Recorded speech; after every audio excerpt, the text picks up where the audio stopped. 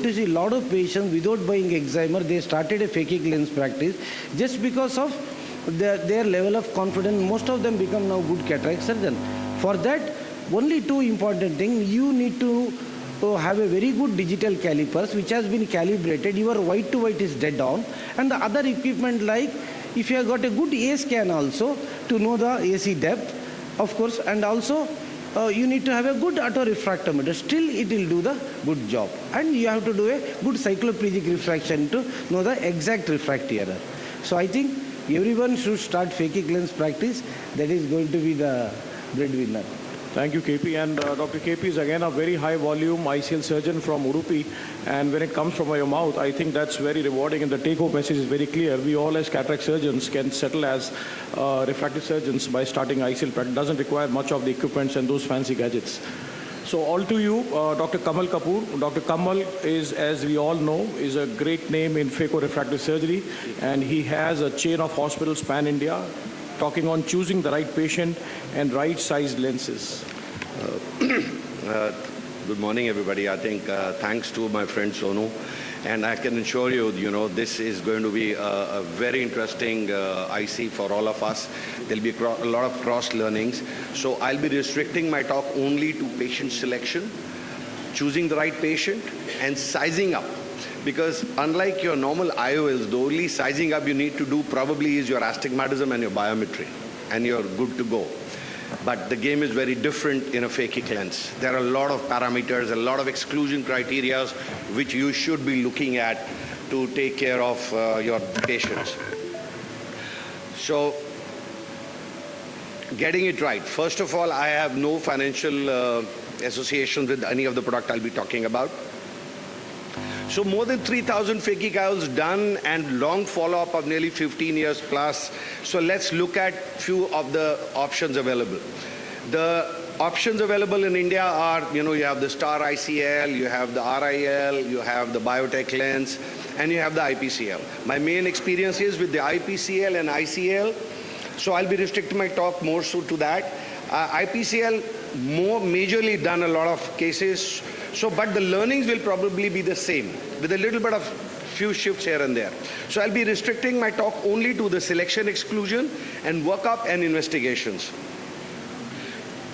So patient selection and exclusion. This slide is very important. You always have to dilate your patient apart from slit lamp if you have a direct ophthalmoscope. See the patient. You will be surprised you can catch early lenticular sclerosis in some patients. Now these are not the right patients for you because their myopia is not going to be stable, and very soon they probably will be blaming you for the cataract if you do a phakic lens in them. So any evidence of nuclear sclerosis, go in for a lens extraction than a phakic IOL. Look for corneal dystrophies, look for endothelial counts. Anterior chamber depth, the cutoff is 2.8 millimeters. Now let me tell you, the anterior chamber depth is not the cornea and the anterior chamber. It is the internal anterior chamber depth, from the endothelium to the anterior surface of the crystalline lens. Lens rise, this is a very important concept. I have introduced this since last 3 years. Now most of the surgeons all over the world are kind of using it. I was the first one to discover how this CLR will affect their outcomes. We'll see how to measure CLRs. Always measure your pupil size. Most of the speakers will not talk about pupil size. Pupil size is very important, both for surgery and outcomes. If you have a very large pupil, these patients will have an edge glare of the lens. So you have to plan a larger lens for them. And if the pupil is not dilating properly, preoperatively, even the tropic acid plus, the surgeon will have problems putting the lens behind a mid-dilated pupil. I'll give you an example. Let's say you have a 13.5 millimeter lens and the pupil doesn't dilate beyond 7.5. You're stuck up. For a beginner surgeon, you should avoid such a case because manipulating the lens in a smaller pupil, a larger white to white, is going to be tricky. Large resting pupil size, again, you need to plan a larger lens. For glaucoma, please rule out glaucoma, do a gonioscopy. Look for peripheral anterior signing K, look for pigment dispersions. If your angle is less than 30, you need to do a PI. I would refrain you from doing the surgery for a beginner because I'll share some studies. I've done studies over hundreds of patients and I've come to a conclusion how much of an angle will go down once you put in a phakic lens. Keratoconus patients, it's a very, very good tool to help your keratoconus patients once you stabilize the keratoconus, but then you have to measure the angle. We'll again see those situations. So we'll talk mainly about the ICL and the IPCL. There are different powers available. Sizes available. IPCL, of course, gives you many more sizes since it's available in changes of 0.25. You can actually fine tailor the whole thing. Let's see the preoperative workup now. If you have to do the refraction, even if it's a myopic eye, do a dilated cycloplegic refraction. You will be amazed. Some of the patients are accommodating and wearing a wrong power. I remember a young girl I operated. She was wearing -9, and on the cycloplegic refraction, she was 6.5. She was just over accommodating, and she always had a complaint of headache. So the moment we tried to do a fogging and relax her accommodation, she was doing fantastic with 6.5. So we corrected for 6.5. Otherwise, she would have landed up with a always accommodative state. So the conventional training is that hypermetropes need to get cycloplegia. Please, when you're doing a phakic lens, do a cycloplegia and take the assessment. White to white measurement, take different measurements. And if the two eyes are separate by more than 0.2 millimeter white to white, recheck.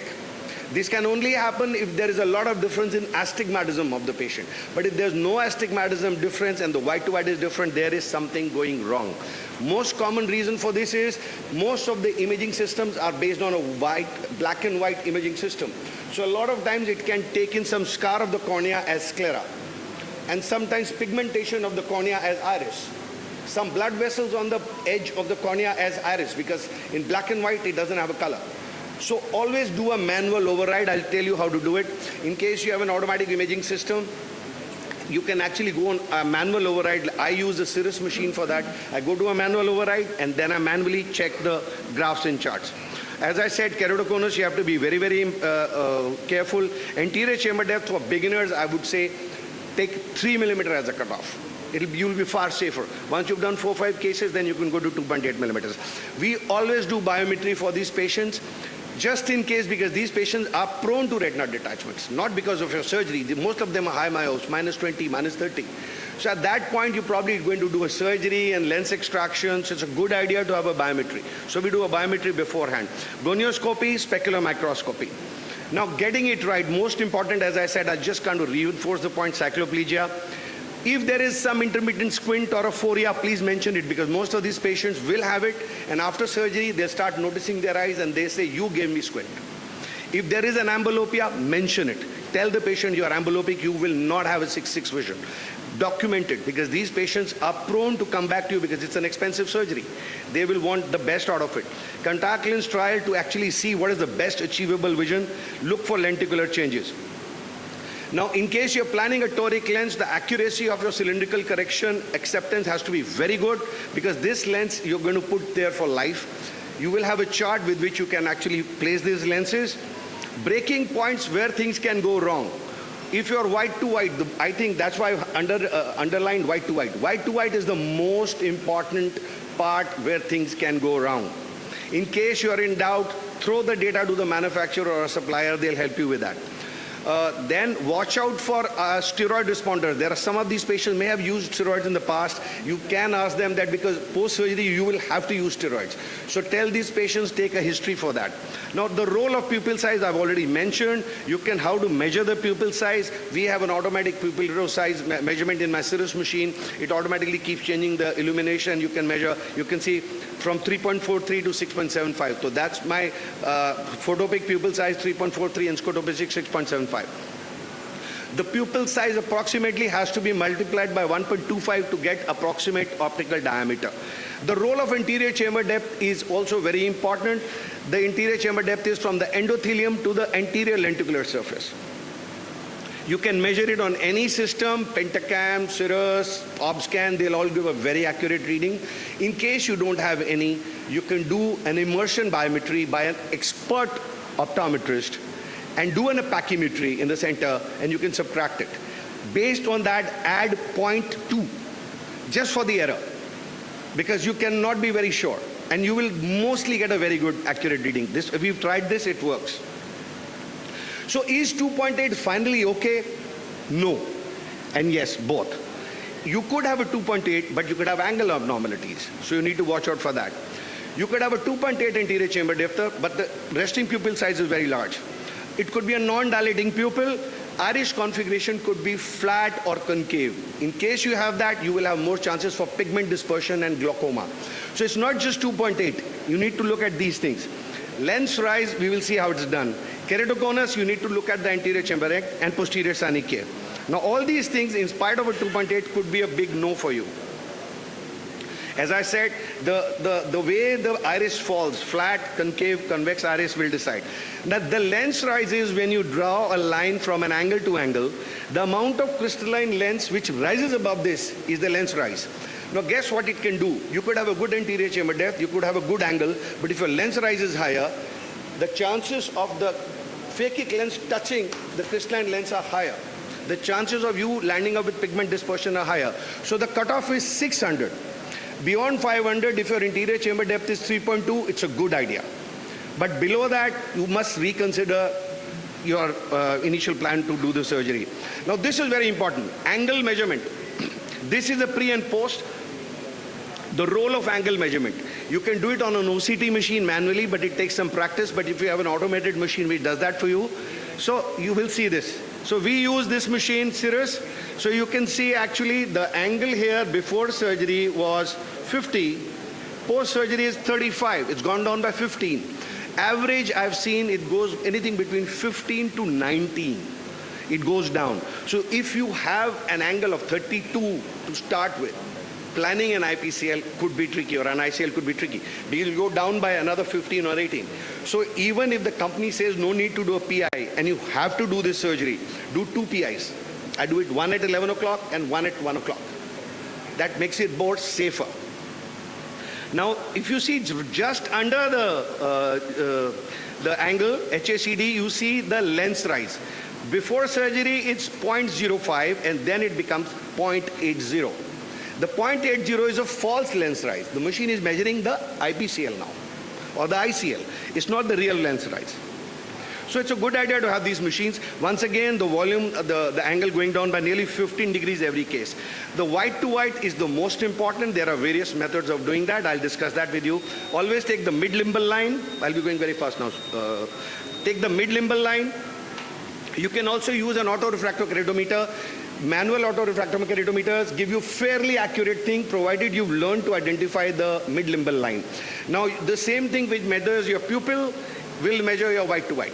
So this is one method I use to counter check. Apart from vernier calipers, I use this to counter check. It works fantastic. It works very accurate. In case you're using an automatic imaging system, do a manual override.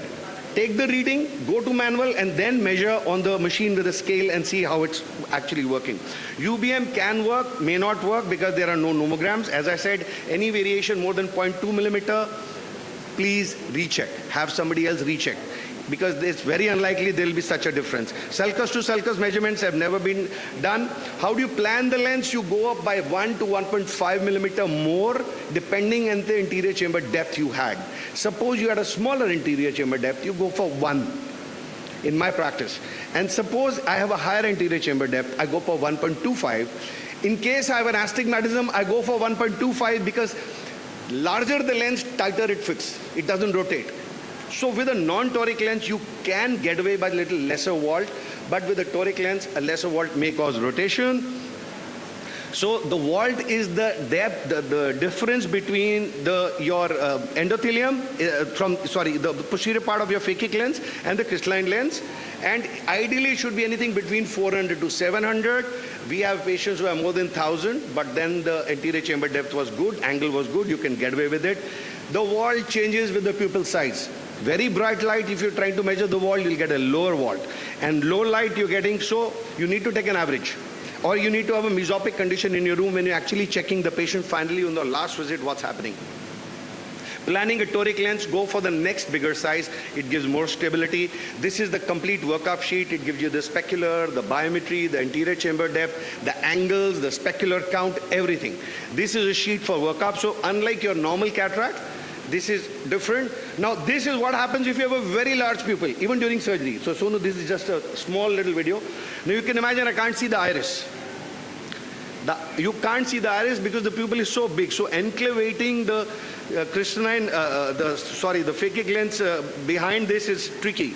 So sometimes you need to irritate the iris slightly by going in, touching it, make it shrink, and then find it. So these are small little tricks. This is a patient where the vaulting was wrong. You see the vault, the phakic lens is rising above the iris. So wrong calculation can do that, and you need to explant such lenses. Thank you. Thank you, Kamal, for that wonderful talk. I think that actually is the basic of the ICL surgery. The sizing is the most important, and it's the key to a successful ICL surgery. I'll just ask from the audience, how many of you are actually into ICL practices?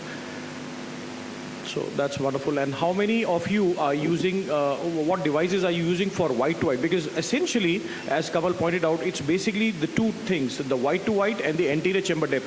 So these are the two basic calculations which have to be bang accurate for a successful ICL surgery. So talking to you, Kamal, so what do you recommend should be a gold standard for white to white? Let's hear from it now, because we have, I think, three very voluminous surgeons here. So Kamal, white to white, which is the gold standard for you? I think apart from standardizing the white to white, there are some optometrists in your team you need to ratify that they are the ones who do it, because you can't be doing it everything yourself. So you need to train some optoms by yourself, like you may have a lot of optoms, so you can't let everybody loose on that. So what I have done is, in every of my centers, there are two optoms who are ratified personally by me, because I've trained them how to catch it. So they should do that. That's number one. It's only one optom if you have in your team, train him well. Number two, I always use three methods to confirm. And the one which is the median one of all three is the one I go with. Yes, I may have errors like you just saw, but that's in fraction, maybe 14 cases in more than 3,500 surgeries. Wrong sizing. But that's too less. So what I rely on is on my Cirrus, and I do a manual override. We take an infrared image and we go on manual. And on the manual, there is a semicircular mark. You can actually move it. I switch off the lights so that they don't confuse me, and I train the optometrist to look at the mid-limbus. You just put these two lines together. Usually there is a difference of 0.3 to 0.2 millimeter in most, as taken by the automated machine. But in case you have standardized your reading on the automated, you can go for that. Over time, after making a few mistakes, you will come to that. Number two, auto-refractokeratometer is fairly accurate down to 0.1 millimeter. Because whatever reading you get on your Cirrus, we counter-check it, double-blind, which means this person who's doing the Cirrus mapping just puts the data in the sheet, and the sheet is kept there. And then another boy outside is doing an auto-refractokeratometer, he notes it down. And finally, the vernier caliper. I would not say that the vernier caliper is the gold standard. For me, vernier caliper is only to reconfirm. Because if you start with a vernier caliper, at least in my organization, if I give 3 optometrists the same vernier caliper, none of them will have the same reading. It's so subjective. So it is only done to find a median. So out of these 3, suppose I have a lot of variation, whichever one is giving me the median value of both of them, I go for, and usually it's 97, 98, 99% right. So Sheetal, if it's a single surgeon chair practice, so what do you recommend should be the gold standard for the white to white? I think we use the digital caliper as well. So 3 readings of digital caliper and 3 readings of pentacam for white to white. And that's on a slit lamp or a supine microscope position? Yeah, a patient in the supine position. Quick word from Dr. Sanjay Chaudhary, sir. See, I'm totally with what Kamal is saying. Digital caliper, the manual method. You send 3 doctors or 3 optoms to measure, they will all come up with a different reading. Absolutely. But at least they don't go dramatically, grossly wrong. So it's giving you a security that you are somewhere there. Then you have to choose what is perfectly 0.1 level difference. Yes. Right? So you have to choose some other digital device, some like a pentacam or any other lens star or something, and you have to get used to it. Normally, all these optical devices give about 0.2 or 0.3 more than your digital caliper, right? Because like Kamal said, you are measuring white to white from the intermediate to the intermediate zone, right? All these opticals cannot measure the intermediate. They measure from the outside. because they're measuring from the change in the color density. So that is why they are a little more than your digital caliper. Now suppose you start measuring white to white from the outer sides, probably they'll be equal. So now what we started doing is, why have the discrepancy? We started measuring the outer to outer. A personal difference, we started with inner to inner. If Kamal, you would remember some years back, I was always saying black to black. Then we came to intermediate to intermediate. Now we're doing is outer white to white. Now it's actually called HVID, horizontally visible iris diameter. Exactly. So that is what the optical is going to show. So I think it essentially boils down that if you train yourself, the digital caliper works very well. But at the same time, if you want to reconfirm, then you can have any equipment. But IL Master 500 overestimates by 0.3, IL Master 700 again overestimates by 0.3. So you have to be very, very careful. And I think with experience, you train your eyes, you train your brain, and you train your hands so that actually you are bang on target. And then you see the vault. So I think with over a period of time, then you actually titrate what the anterior chamber depth and white to white. So a quick single answer for this, ACD, which is your the gold standard for ACD. Since the patient is going on an Cirrus machine, immediately it gives you very accurate. Pentacam. Pentacam. There you usually can't go wrong. Yeah, so I also use a Pentacam, and I think this is bang on target where you achieve the anterior chamber. So thank you, Kamal, for that wonderful enlightening talk, and I think that's the very, very basic to a successful ICL surgery. Any questions that we can have from the audience? If you have anything for the, yeah, please go ahead, for the ICL power calculation and the sizing.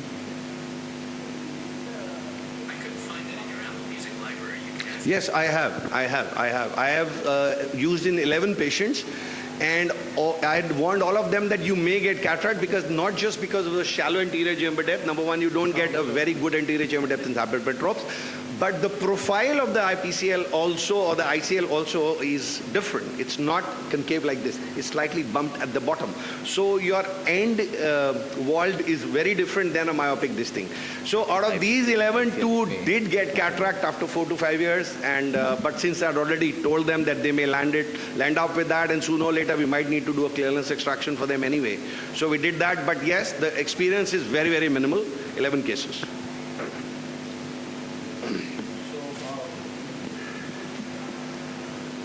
So we have now Dr. Sheetal Barar. She'll be talking on my experience with Indian phakic lenses. So I think we all know Sheetal, and she's a high volume phaco-refractive surgeon working on ICLs for the last maybe a decade or more than now. And she has a very high experience working with the Indian phakic lenses as well as the star ICLs. So all to you, Sheetal.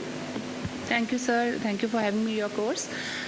Good afternoon, everyone. So I'll be talking about my experience with the Indian phakic lenses, and particularly with the biotech ICRYL phakic lenses. So in comparison to the Vision ICL phakic lenses, so the ICRYL phakic lens, essentially there is a difference in the material itself. So it's made of hydrophilic acrylic material, whereas the ICL is made of porcine polymer. So because of the hydrophilic material, it's slightly firm in the consistency. Another difference is that the leading hole in the ICRYL phakic is on the left side, whereas in the ICL it's on the right side. So injection system with phakic, with the ICRYL phakic, is comparatively easy. I will show you a video. It's just like loading an intraocular lens in a butterfly cartridge that we have been always doing. And with the ICL, for a beginner, it can be slightly complicated. The wound size required for insertion of ICRYL phakic IOL is 2.8 millimeter incision, whereas for star ICL, it can be slightly larger than 3 or 3.2. The optic is aspheric in ICRYL phakic, whereas with the star ICL, it is not aspheric.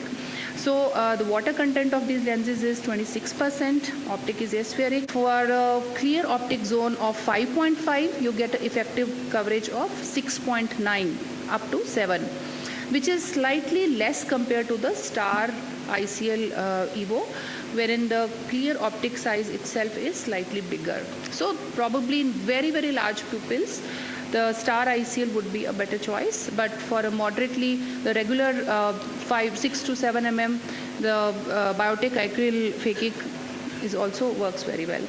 So regarding the design of the toric IOL, the one advantage that I see with these lenses is that they are customized to different axes.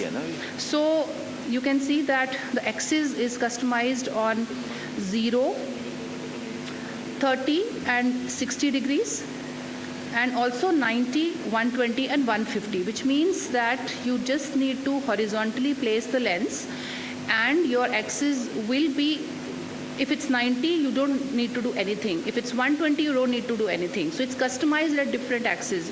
If your axis lies between the two, let's say 110, then you just rotate it by 10 degrees. So the rotation required is less. With star ICL, the maximum rotation required is 22.5 degrees, whereas with this, it's only a maximum of 15 degrees. So less manipulation in the eye after implantation. So when we look at the surgical technique, so loading, as I said, is very easy. If you're a cataract surgeon, you know how to load a lens, and it's just like loading intraocular lens in a regular 2.8 millimeter injector. And this is about the surgery, and you have to look at the orientation. Of course, all the 3 holes have to be in one single line. So I made a 2.8 millimeter incision, and now regarding the injection, you can see it's quite smooth. Sheetal, I'd like to interrupt. Can you just hold on the video? I mean, can you just reverse the injection system? I think that's a very beautiful point that you have pointed out. And I think to avoid any reverse entry of the ICL, I think these 3 points which are aligned have to be carefully noted that they just go in a line. I'm correct, Sheetal? Yes, sir. Yes, sir. You can see that all the 3 you just need holes to highlight are that. in one single line. So that's also, that goes true for the ICL as well. That's how we see. Any phakic lenses. Yeah, so it should not flip. You just need to see these 3 holes in the center, and they just go in a line. You'll never have an upside turn of the ICL. Very nicely highlighted. Yeah, in fact, one more point to this. If you don't see them in a line and you are injecting, then no, even if you rotate it, sometimes it doesn't open the way you want to. Just pull it out immediately, reload it and put it in. This can only happen till you are maximum 60% in. If you anything more than that, you pull it out, the lens is going to be stuck half in the moon, half inside. So it can be only done if you within... In the initial stages, in the first 1/3. When the lens is 50% open, you are able to look at the leading hole orientation, and you can rotate. Absolutely. So one key important point is that you have to inject really slowly so that you can appreciate where the leading hole is. It should not just come out very soon in a jerky manner. So coming to my experience, so we did a clinical study which is also published in Journal of Refractive Surgery, wherein we compared the visual and refractive outcomes of ICL toric phakic lenses with star ICL over 2 years follow-up. And we had 50 patients of myopic astigmatism in both the groups. Minimum refractive astigmatism was 1 diopter, and there were 25 eyes in each group. It was a single center study done in Netralham IO hospital. The usual inclusion and exclusion criteria were followed for both the groups. Treatment planning was done using their dedicated online calculators. So post-operative regimen was also same for all the eyes and for both the groups, and the follow-up was 2 years. So preoperatively, as you can see, that most of the parameters of age, sphere, cylinder, spherical equivalent, corrected vision, keratometry, endothelial cell count, white to white, ACT, everything was perfectly matched, and there were no significant differences. When we looked at the efficacy of the star toric ICL, so we saw that 72% eyes were seeing 20/20 or better at 2 years follow-up versus 76% eyes in ICL toric. So it is pretty similar. With regard to safety, no eye lost any lines of corrected distance visual acuity, and the number of gain of lines was also fairly same. With regard to spherical equivalent refractive accuracy, in both the groups, 80% eyes were within plus minus 0.5 diopters at the end of 2 years. So again, it was same. With regard to refractive astigmatism accuracy, 88% eyes with the star ICL group were on target, like within plus minus 0.5, compared to 92% eyes. So there was one patient there was just one eye difference. So slightly better with the ICL toric group. Stability-wise, also both groups were similar at the end of 2 years. When we look at the mean sphere, cylinder, spherical equivalent, and uncorrected and distance corrected vision, again, there were no significant differences observed at the end of 24 months. Now, vault height and rotational stability was also noted. The average vault reduced by 18 microns in the star ICL group versus 13 microns in the ICL Phakic group. With regard to patient satisfaction, again, there were no significant differences. At 24 months, we obtained questions for spectacle independence, dysphotopsia symptoms, and overall satisfaction, and the scores were also similar. Most patients did complain of a mild to moderate dysphotopsia in the first 2 weeks or so. But it later on reduced, and by the end of 12 months, there were no dysphotopsias noted. Patient had neuroadapted to these. Long-term complications, the star ICL group had one eye of one patient which required re-rotation of toric phakic lens in the early post-op period, and two eyes of one patient that required exchange due to an abnormally high vault, whereas with the ICL Phakic toric, we did not observe any long-term complications or resurgery. So to conclude, both toric phakic IOLs exhibited excellent safety, efficacy, stability, and rotational stability in the long term. Dysphotopsia complaints reported were initial. Spectacle independence and patient satisfaction scores were also comparable.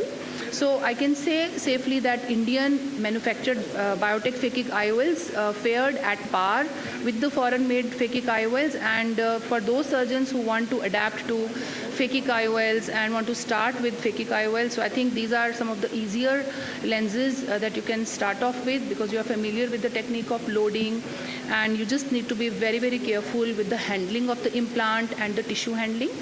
And the calculator is also fairly accurate. I've never had any surprises with the biotech calculator. So these are good lenses, and you can always try. Thank you so much. Thank you, Sheetal. Thank you very much, Sheetal. I think whatever the phakic lens that you choose, at the end of the day, all work well, and you have to be very, very careful. The only difference that I find, Sheetal, is that the material being a hydrophilic material, sometimes when you need to actually explant these ICLs, so then it becomes a little difficult because with the Collamer lens, you can just go through the same incision of 3 millimeters and just pull the lens out. What do you think the incision size? Have you any experience with the explantation of these lenses? So for a limited experience that we had, we saw 2 cataracts for very initial cases of ours in these Indian phakic lenses. So the incision actually has to be like 4.5 to actually pull these lenses for explanting these lenses. But then slightly rigid is compared to the Collamer material. So we now have none other than Dr. Sanjay Chaudhary, and I think he's one of the most experienced phakic surgeons in India. A huge experience, last 22 years by the inception of the phakic lens surgeries. So he'll be talking on long-term outcomes with the phakic lenses and specifically the ICLs. So all to you, Dr. Sanjay. Thank you, Dr. Sonu, for this invite and giving me this opportunity. So, by the way, we have now the Evo Viva, which is a press biopic ICL. So you didn't try that for your own eyes? I'm waiting for the results from others' eyes.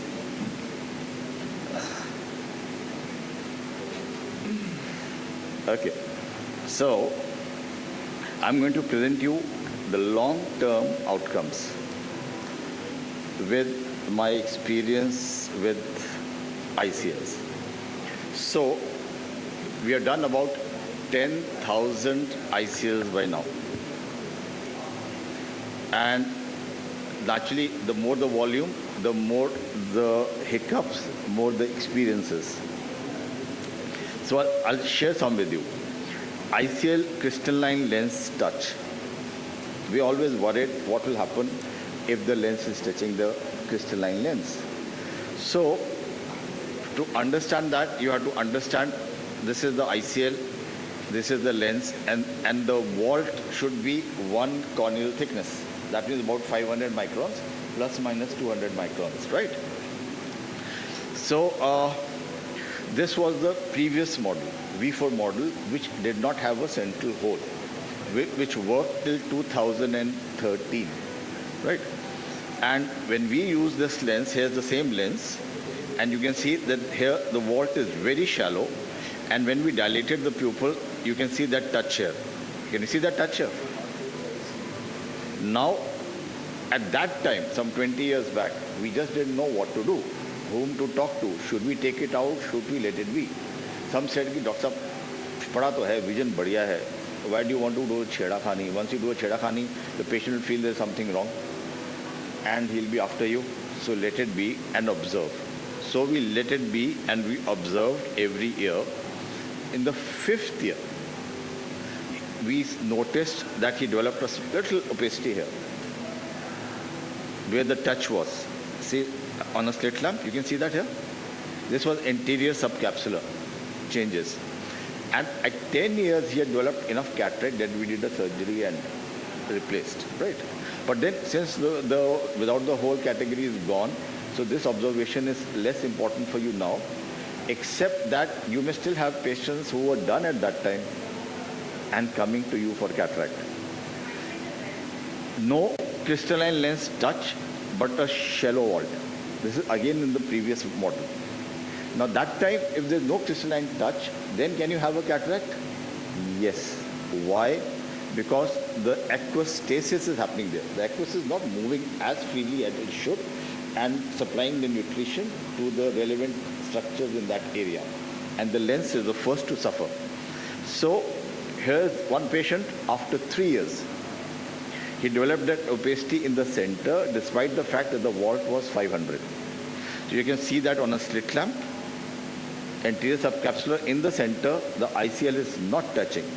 You can see that on a retroillumination. Right?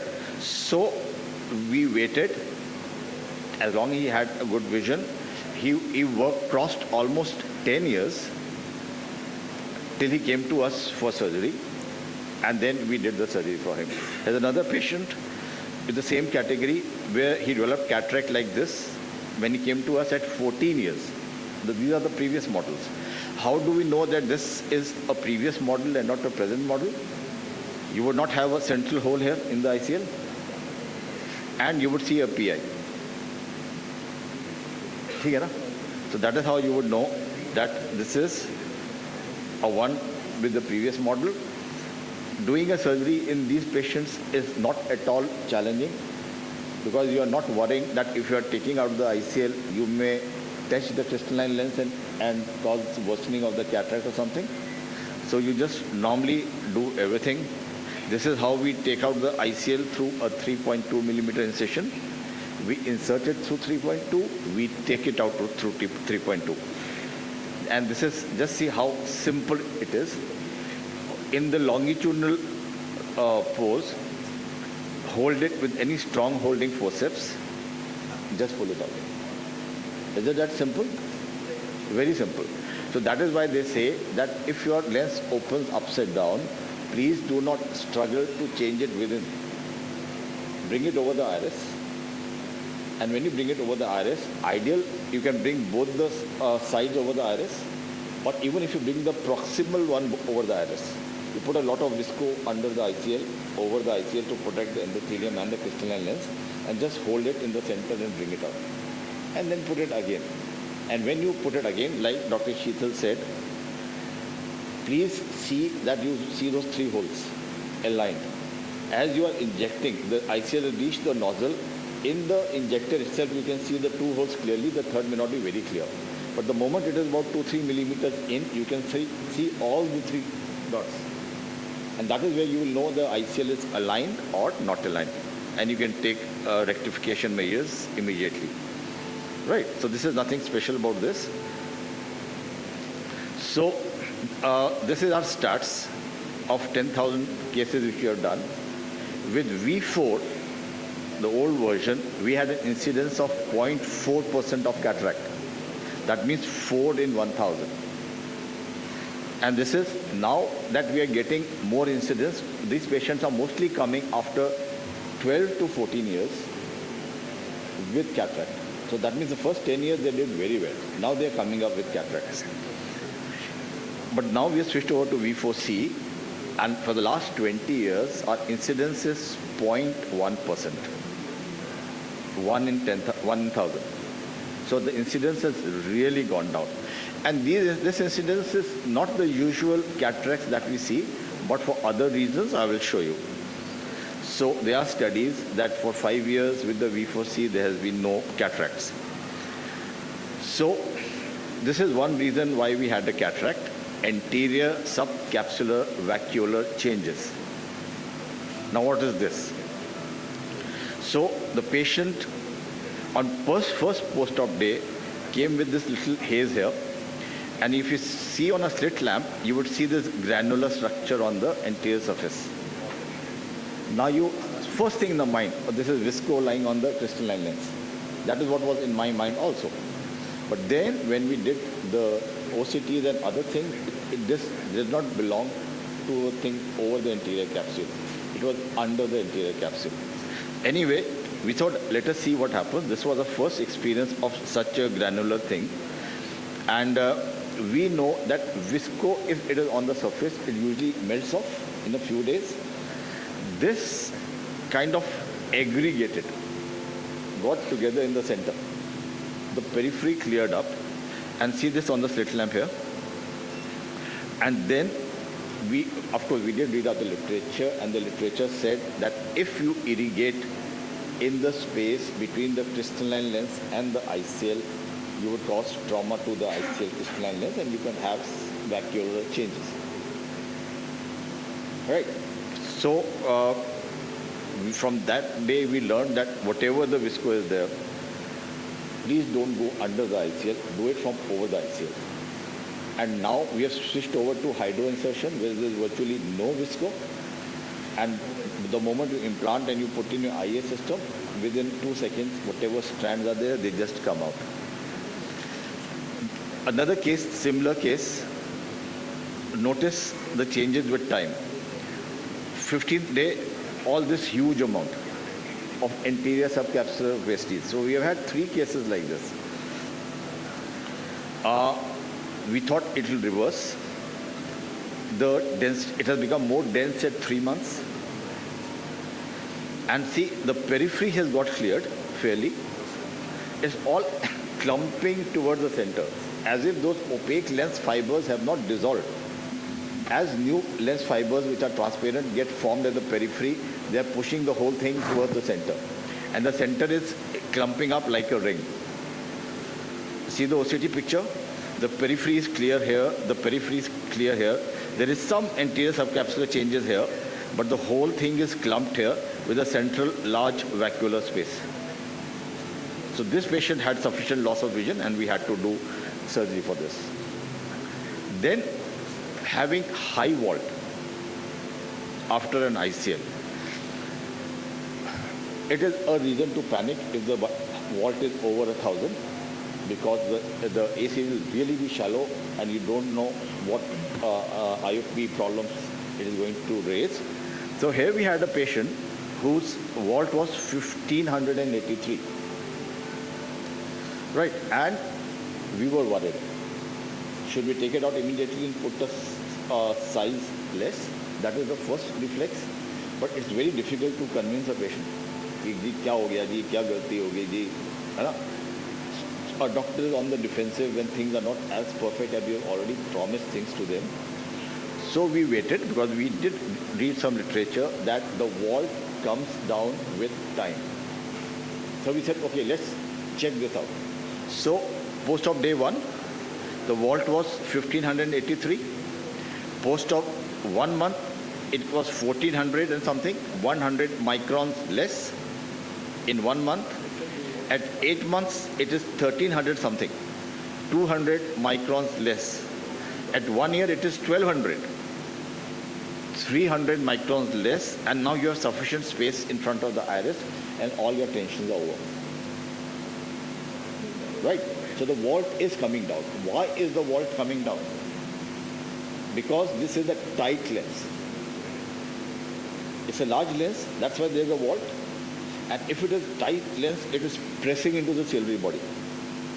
And as it pushes into the ciliary body and makes place for itself because it is tight, the the wall tends to come down. Right? So you can afford to wait and see, depending on the severity of the vault. If the vault is too high, then you will have to do an explant immediately. Now here is a very unique complication we had at 1 year. I was just talking to Sonu Goel about it. Have you faced any iris cysts? So see what is happening. A pigment storm. At one year, suddenly huge amount of pigment is just coming out of the pupillary area. We were foxed. Ye kya ho raha hai?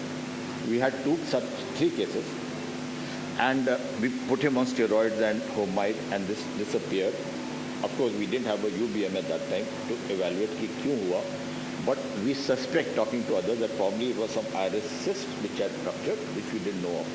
We couldn't possibly give any other reason for this. So we gave homide and pred drops, and this thing recovered. Again, this one patient out of the 3 had a relapse again after 6 months, a pigment storm. But that was just one case, very, very rare. I wonder if we'll ever encounter it. So we published this in JCRS, the three case reports. And the last one, I'm showing this because this is a very unique presentation. The ICL was upside down, done somewhere else, came to me after 4 years with secondary glaucoma. Because if it is upside down, what happens is, instead of being like this, it is like this. So the foot plates are pushing the iris against the cornea, and the optics is pushing down on the crystalline lens. So secondary glaucoma, so we had a whole annular ring of iris touching the cornea, and the lens pushing on the crystalline lens. The adhesions were so firm that we could not break those peripheral adhesions. We thought we'll take out this lens. It has to be taken out in any case. This was a V4 model. Patient was very keen कि मेरे को चश्मा नहीं लगाना. What we noticed, to our surprise, we were planning a cataract surgery. Had it been also inducing cataract, but there was no cataract after 4 years. Very surprising. Now, no cataract after 4 years. We said, what do we do? Take out the cataract and put another lens, RLE, or should we put a V4C? So we put a V4C, look at how it looks. The patient developed a fairly good vision. A little drop because of the glaucoma he faced, but it was fairly good vision, right? So thank you for a patient listening. Thank you very much, sir, for that wonderful compilation of all the complications. So we have now next Dr. Pooja Khamar, and she'll be talking on ICL in low diopters, vis-a-vis LASIK, vis-a-vis lenticule. So Pooja again is a high volume phakic lenticule and a refractive surgeon, and she does on Elita, silk, and you use the app AIOC, and again a high volume ICL surgeon. So let's hear from her, because this has been a very a debatable point whether in low diopters you actually want to address the refractive error on the ICL platform. So actually it's not the ICL rejects, but if the patient is actually fit for all the 3 platforms, what to choose and why to choose, and you actually give to the patient the basket to the right to choose. So all to you, Pooja.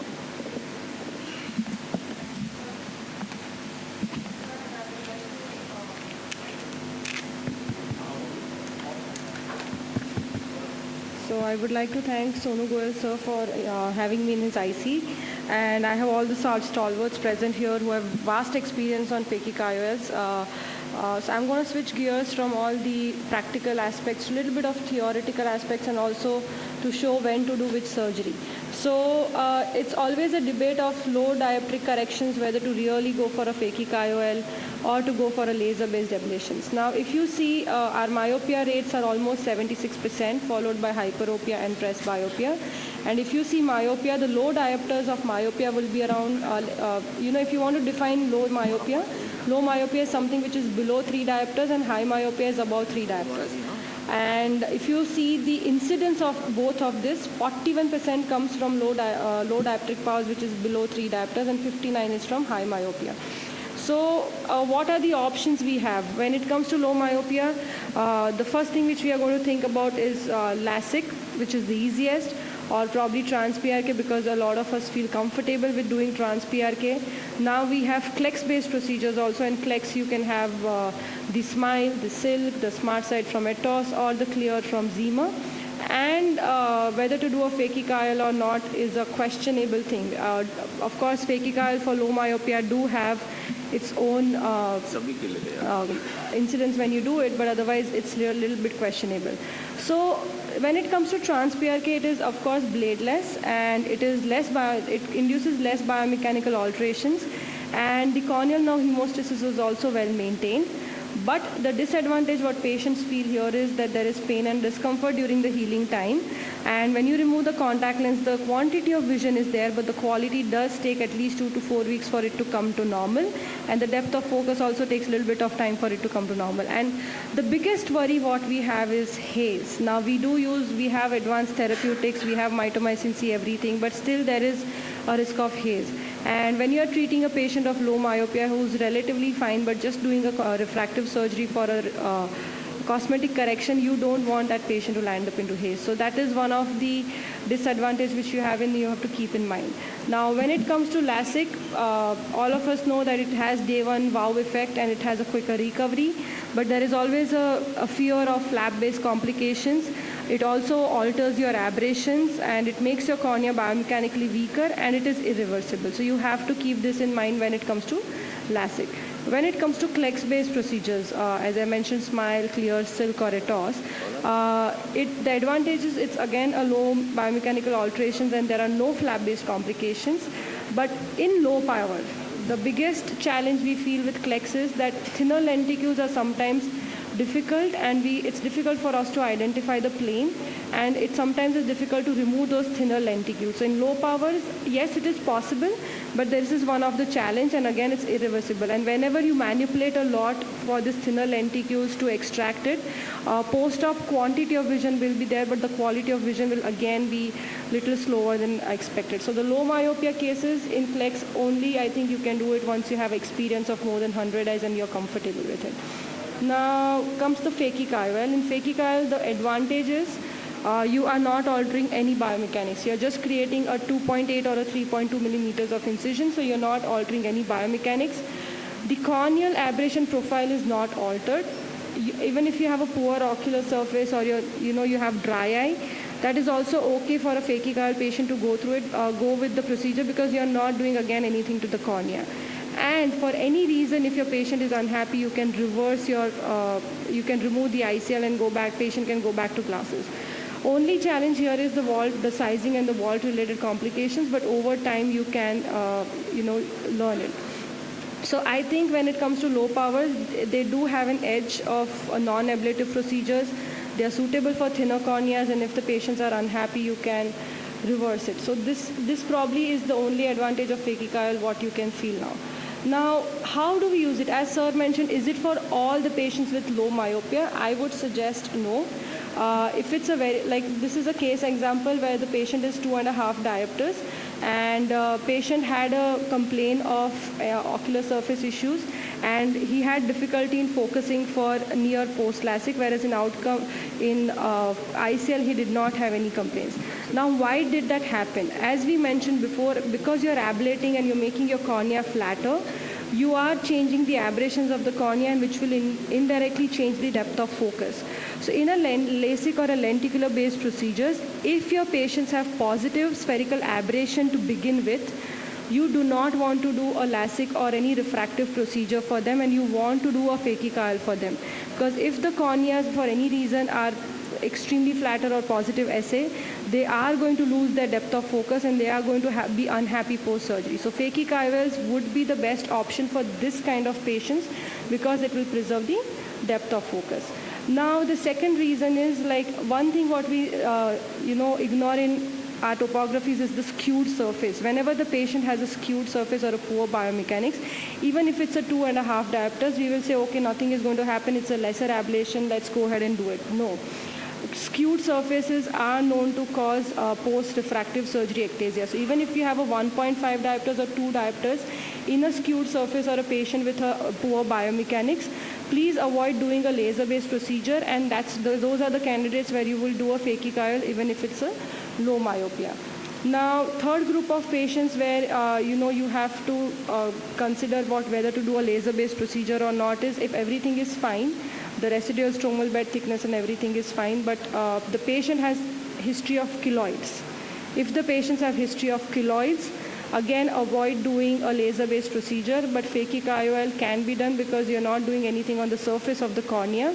So these patients, even if you do a phakic IOL or a corneal incision, they do not have a tendency of developing a scar. So if the patients have keloids and patients have low dioptric errors, choose a phakic IOL for these patients. Now, the fourth case in scenarios is patients have contact lens intolerance. They come to you, they want to get rid of glasses because they're not comfortable with contact lenses. Again, these patients are low diopters, -1.5 or 2. They keep complaining about burning and irritation. That means they have a lot of ocular surface inflammation. And if you do a laser-based procedure in them, they are at higher risk. If you do a PRK, they can develop haze. If you do a LASIK, they're going to have excessive dry eyes and or smile also. And because of inflammation, they are always at higher risk of developing ectasias.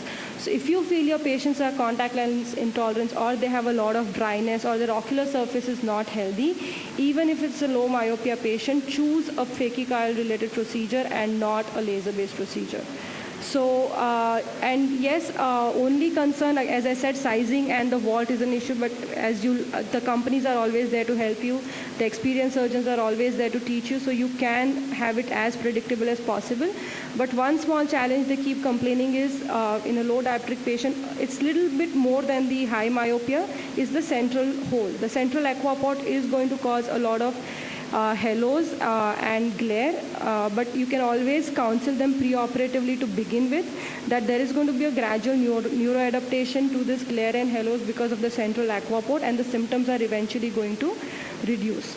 And again, the thin corneas are always, even if you have a thin cornea is of course an option. PTA, if it's on the lower side, you avoid a laser-based procedure and you do a phakic IOL. So just to conclude, phakic IOLs in low myopia are a viable option, but not always. But if you have a patient who have orthoptic issues or who have accommodation-related issues, avoid a laser-based procedure. If they have keloids or any ocular-based procedures, avoid a laser-based procedure, and please choose a phakic IOL for these patients, even if it's a low myopia. Thank you. So thank you, Pooja, for that wonderful enlightenment. So I think as we were discussing for low diopters, and so wherever you have those kind of skewed axes or patients, Pooja, you can join us on the stage. So for those kind of patients who are actually LASIK rejects, doing phakic ICLs is a great option.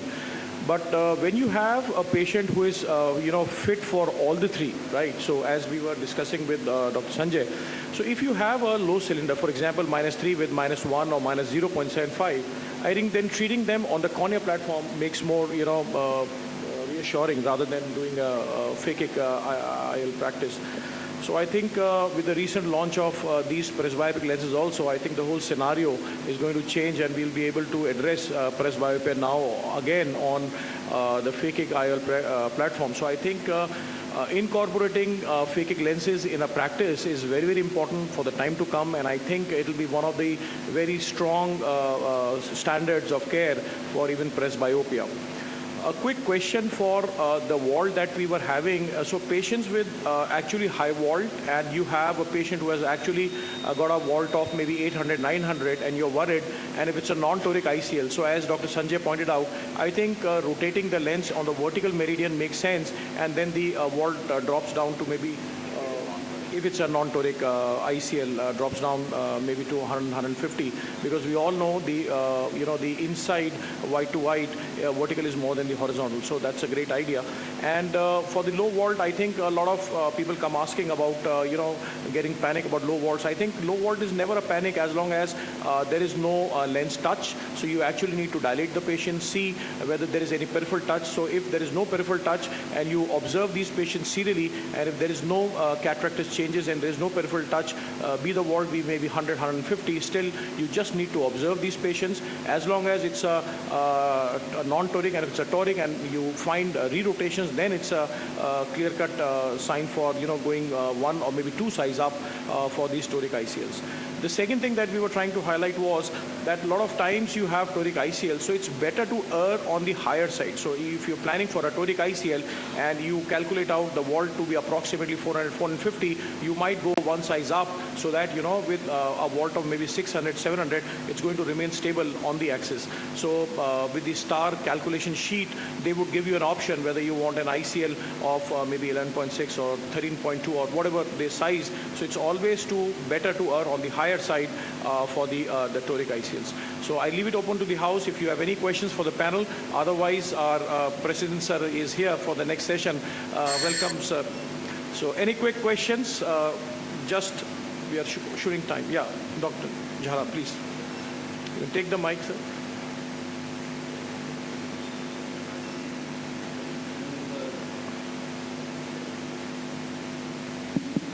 Even with the new ICLs, which we have a hole in the center, and if we encounter a high wall, suppose 800 or 1000, so and pressure pre-operatively was around 14, and now it is around 20, 21. So will another PI will be a good option, or we start on anti-glaucoma, or we just observe? As long as you are comfortable, the pressures are within normal limits. Initially, you may have a little rise of pressure for the first few days. That may be a surgically induced or visco remnants. But ultimately, once everything is normal, your steroids are off and your pressures are normal, you just let it be. So actually, post-op pressure rise could be because of the retained viscoelastic, and we have seen steroid responsiveness to be very, very high. So it is actually after 2 weeks that you suddenly find spike in the pressures. So once the steroids are off, you have to start anti-glaucoma drugs during that period when the pressures are high, taper down the steroids as fast as possible, or maybe you can convert to an NSAIDs, and then monitor the pressure. And if the pressure still remains high and beyond 20, you need to actually go back, do a gonioscopy, you find the angles, and if there is no chafing, there's no pigment dispersion, the angles are open, you can still wait and watch these patients, and you can still continue with anti-glaucoma drugs. But over a period of time, if you feel that there are a lot of pigment dispersion and there are the angle occlusion signs, then you need to, that is an indication for going one size down. So thank you very much, and I'd like to thank my panel, Dr. Pooja, Dr. Sanjay, Dr. Kamal, and Dr. Sheetal, and Dr. KP Kudlu for honoring us with this, and thank you all very much. And I hand over the stage to the next panel. Thank you.